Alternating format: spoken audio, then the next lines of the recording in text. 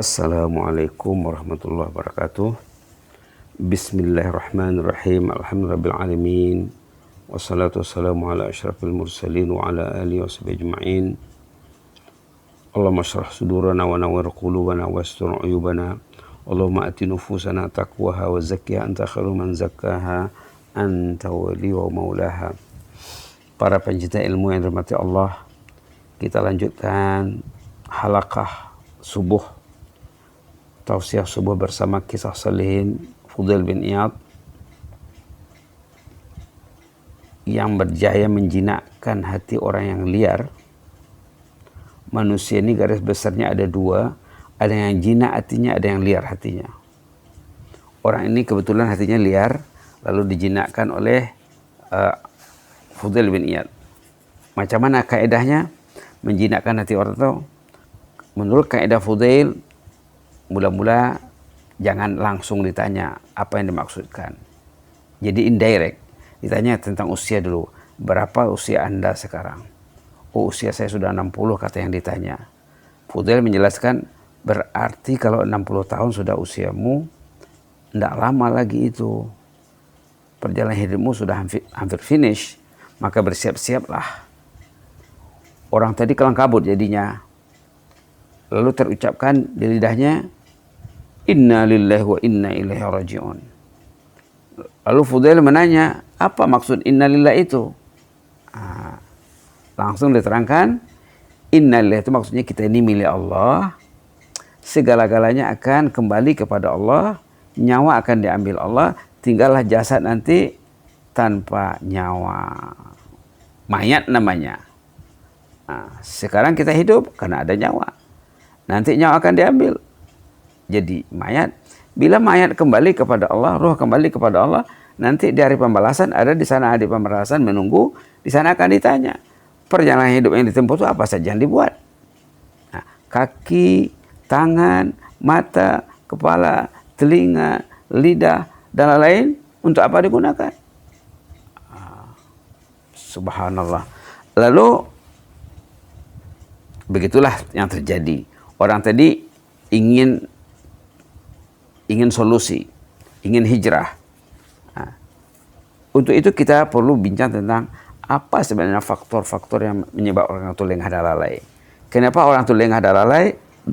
Maka di sini kita kemukakan pendapat Ibnu Juzai, seorang mufassir ahli tafsir daripada Andalus, dalam tafsirnya At-Tasil Ulumi Tanzil, katanya faktor yang merintangi manusia itu 4. Kita ada bincang secara ringkas kemarin tuh.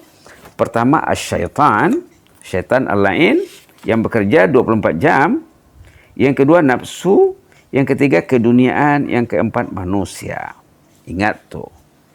Awasilah syaitan dengan apa? Jangan turuti ajakannya, selalu meminta perlindungan Allah. Qul a'udzu birabbin nas. Allah memerintahkan kepada kita untuk berlindung kepada Allah, agar Allah melindungi kita, agar Allah memberi kekuatan, mensupport kita dengan kekuatan malaikat. Kemudian nafsu lagi, kekuatan nafsu yang jahat, yang belum berjaya dijinaki, dididik. Itu maka ulama katanya, di antara tugas kita dalam hidup ini mendidik nafsu. Nafsu itu potensi yang ada pada manusia, power, motor, penggerak. Motor ini mesti digerakkan ke tempat yang baik, mesti digerakkan menuju ridha Allah. Kalau kita tidak kendalikan nafsu, dia akan bergerak juga. Belum tentu untuk mencari ridha Allah, mungkin untuk mencari ridhanya, ridha syaitan. Itu yang susah. Maka kata ulama, desakan nafsu mesti dididik. Nafsu tadi kalau boleh mencapai target nafsu nafsu al-mutmainnah. Karena menurut ulama nafsu ini secara garis besarnya ada 3 kategori. Ada nafsu ammarah bisu yang menggesa untuk berbuat jahat. Ada nafsu lawamah yang kadang-kadang baik, kadang jahat juga, tak stabil. Ada nafsul mutmainnah yang stabil mencari ketaatan dan keridhaan Allah. Diulaskan oleh ulama lagi, nafsul ammarah yang kategori pertama tadi Subhanallah, itu kata ulama, itulah partner iblis. Bila orang itu nafsunya nafsu ammarah, orang itu akan dihandle, akan diambil alih oleh iblis. Nauzubillah, nauzubillah. Kalau orang itu coba melawan desakan iblis, mungkin mereka akan bertukar kepada nafsu lawamah yang kadang-kadang bersama malaikat, kadang-kadang bersama setan iblis. Justru nafsul mutmainnah, kata ulama, temannya adalah malaikat. Ini dibahaskan secara terperinci dalam kitab Ad-Da' wad-Dawa, penyakit dan obatnya. Kitab ini termasuk kitab asas dalam kehidupan kita ini, membahaskan tentang nafsu, tentang syaitan, dan tentang malaikat. Jadi orang tuh perlu mengetahui potensi dirinya, perlu mengetahui status dirinya. Saya ini partner saya malaikat atau syaitan? Tanya diri. Untuk lebih mudahnya kita karena mendekati ahli ilmu, kita karena ada mentor, kata ulama, ada mursyid yang selalu kita patutnya mengadu kepadanya, berkongsi pengalaman dengan mursyid, menanyakan perihal kita untuk membaiki diri kita ini. Jangan segan bertanya. Kata orang Melayu, malu bertanya sesat di jalan, segan begalah nak hanyut serantau. Itu bagus sekali itu. Malu bertanya sesat di jalan, segan bergalah hanyut serantau. Tidak mau dia konsultasi, tidak mau dia curhat, tidak mau komunikasi, nanti akan sesat.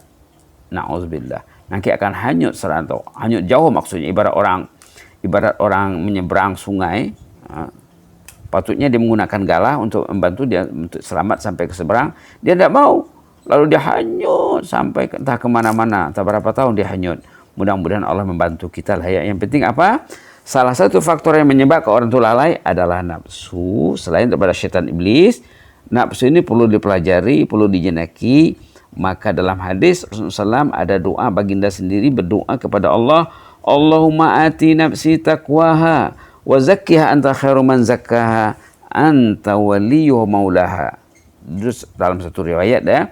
Dalam hadis lain Rasulullah juga ada berdoa, Allahumma inni as'aluka nafsan bika mutmainnah tu'minu bi liqa'ik wa tarda bi qada'ik wa taqna'u bi 'ata'ik. Selain daripada doa-doa agar kita tetap dan teguh pendirian, Rabbana la tuzigh qulubana ba'da idh hadaitana wa hab lana min ladunka rahmah innaka antal wahhab ya muqallibal qulub tsabbit qalbi ala dinik, dan lain-lain. Selain daripada itu ada doa hati, ada doa nafsu. Tapi yang paling senang ingin selamat mesti selalu menambah ilmu. Jangan jauh dari majelis ilmu.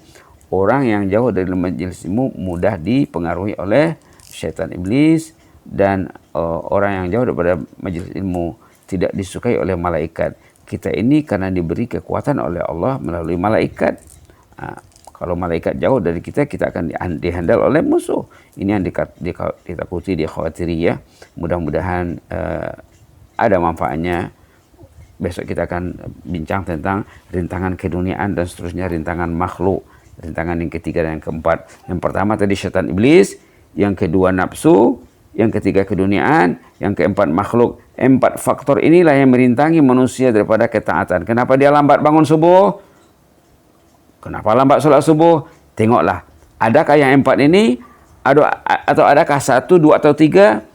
Itulah gunanya kita konsultasi, menanya diri kita, berkomunikasi dengan diri, konsultasi dengan diri, bermuhasabah diri, tanya diri saya kenapa saya terlambat sholat subuh contohnya, kenapa saya bangun sejam sebelum subuh? Oh, nafsu saya stabil, malaikat membangunkan saya tidak dirintangi keduniaan, saya tidak ada manusia yang mempengaruhi hidup saya sendiri, alhamdulillah, bersama Allah, bersama malaikat. Begitulah hendaknya ya, amin rabbal alamin. Aqulu qouli hadza wa astaghfirullah li wa lakum ya hayyu qayyum rahmatika nastaghis aslih lana sya'nana kullahu wa la takilna ila anfusina tarfata 'ain. Allahumma inna nas'aluka nafsan bika mutmainnah tu'minu bi liqa'ik wa tarda bi qada'ik wa taqna bi 'ata'ika ya rahman. Allahumma zidna wa la tanqusna wa akrimna wa la tuhinna wa a'tina wa la tahrimna wa athirna wa la tusir 'alaina wa adina warḍa'na ya karim. Subhana rabbika rabbil izzati amma yasifun wa salamun 'alal mursalin walhamdulillahi rabbil alamin. Jazakumullahu khairan. نور الله قلوبكم وشرع صدوركم Inni uhibbukum fillah. Astaudiukumullah. Wassalamualaikum warahmatullahi wabarakatuh.